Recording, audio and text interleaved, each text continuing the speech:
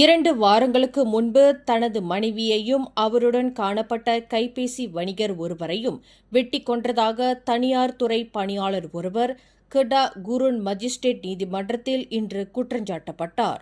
30 வயது ஷேட் அல் இக்பால் ஷேட் ஷஹருடீன் என்ற அந்த நபர் மஜிஸ்ட்ரேட் அனி சுரையா ஹமட் முன்னிலையில் நிறுத்தப்பட்டு குற்றச்சாட்டு வாசிக்கப்பட்டது.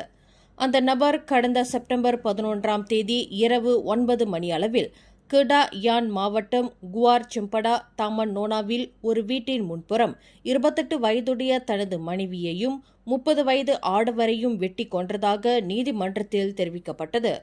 குற்றவாளி என்று நிரூபிக்கப்பட்டால் மரண தண்டனை அல்லது 40 ஆண்டு சிறை மற்றும் பிறம்படி தண்டனை விதிக்க வகை செய்யும் குற்றவியல் சட்டம் 302 பிரிவின் கீழ் அந்த நபர் குற்றச்சாட்டை எதிர்நோக்கியுள்ளார். மேலும் செய்திகளை தெரிந்து கொள்ள கீழே இருக்கும் பெல் பட்டனை அழுத்துங்கள். உங்கள் மகிழ்ச்சியை வெளிப்படுத்த லைக் மற்றும் ஷேர் செய்யுங்கள். தொடர்ந்து திசைகளோடு இணைந்திருக்க சப்ஸ்கிரைப் செய்யுங்கள்.